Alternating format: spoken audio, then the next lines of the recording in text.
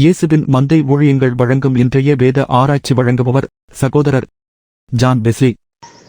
ஆண்டவராகிய இயேசு கிறிஸ்துவின் ஈடு இணையற்ற நாமத்தினாலே உங்கள் அனைவருக்கும் அன்பான வாழ்த்துக்கள். இந்த நாளுக்கான வேத வசனம் தானியேலின் புத்தகம் 6ஆம் அதிகாரம் 22ஆம் வசனம்.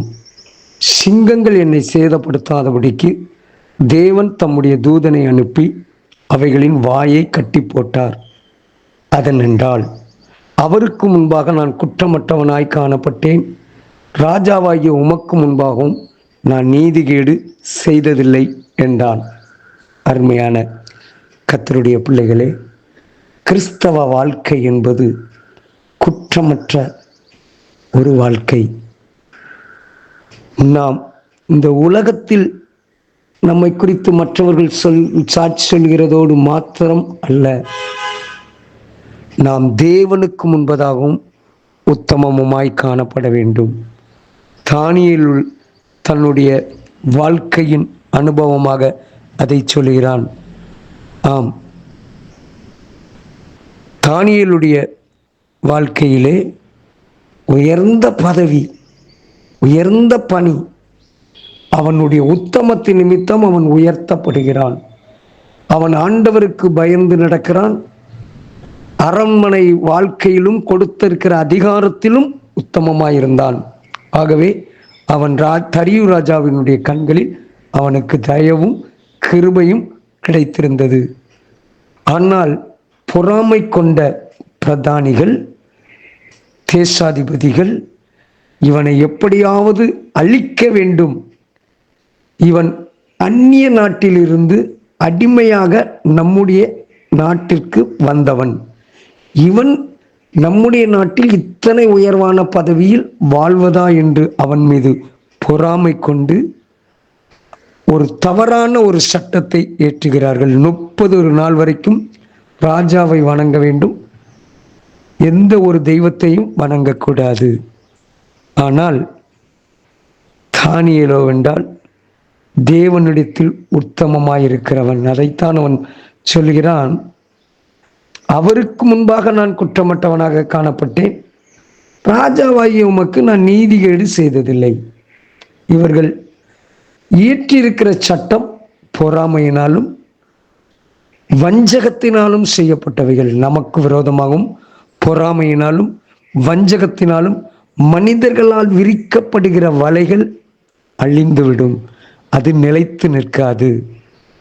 அதற்கொரு முடிவு உண்டு. அந்த இடம் நம் அழிவுக்கல்ல, நமக்கு உயர்வுக்கு காரணமாக முடிந்துவிடும்.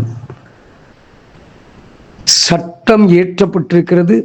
சட்டத்துக்கு கீழ்ப்படியாதவர்கள் சிங்கக்கவிக்குள் போடுவார்கள் என்று அறிந்தாலும் கூட தான் தேவன் மேல் வைத்திருக்கிற நம்பிக்கையில் சோர்ந்து போகவில்லை. எத்தனை விதமான இடையூறுகள், பிரச்சனைகள், சோர்வுகள், மனபாரங்கள், கவலைகள், வியாதிகள் சூழ்ந்தாலும் ஆண்டவருடைய காரியத்தில், அவர் நமக்கு கற்றுக் கொடுத்திருக்கிற ஓட்டத்தில் பின்வாங்கி விடாதீர்கள். இந்த பகுதி, இந்த கதை நமக்கு கற்றுக் கொடுக்கிற ஒரு செய்தி, நாம் எல்லா நிலையிலும் ஆண்டவரோடு கூட வாழ வேண்டும். ஆண்டவரை விட்டுவிடக்கூடாது. அவருக்கு முதலிடம். முதலாவது தேவனுடைய ராஜ்யத்தையும் அவருடைய நீதியையும் தேடுங்கள். நீதி, அநீதி காணப்படக்கூடாது. எல்லாவற்றிலும் நம்மை உயர்த்துவார். இவன் செபத்தில் உறுதியாய் தரித்தது நிமித்தம் இவன் குற்றம் சாட்டப்பட்டு சிங்கக்கெபிக்குள் போடப்படுகிறான். இவன் சிங்கக்கெபிக்குள் போகும்போது தானியேல் தன்னில் மிகவும் சஞ்சலப்பட்டான் என்று சொல்லப்பட்டிருக்கிறது. கண்ணீரோடு காணப்பட்டான். இரவு முழுவதும் தூங்கவில்லை. காலமே விழுக்கும் போதே எழுந்திருந்து சிங்கக்கெபிக்கு ஓடுகிறான்.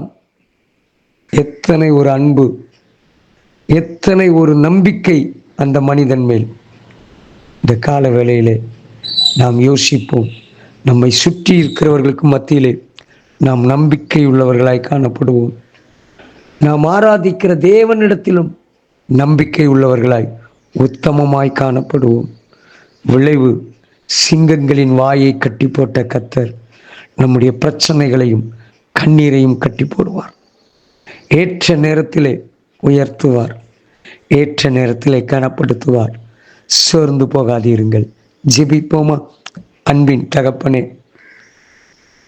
நாங்கள் குற்றமற்ற குறைவற்ற ஜீவியம் ஜீவித்து உம்முடைய பார்வைக்கும் உலகத்திலும் உண்மை உள்ளவர்களாய் காணப்பட உதவி செய்யும். கர்த்தர் உங்களை ஆசீர்வதிப்பாராக. God bless you. ஆமென்.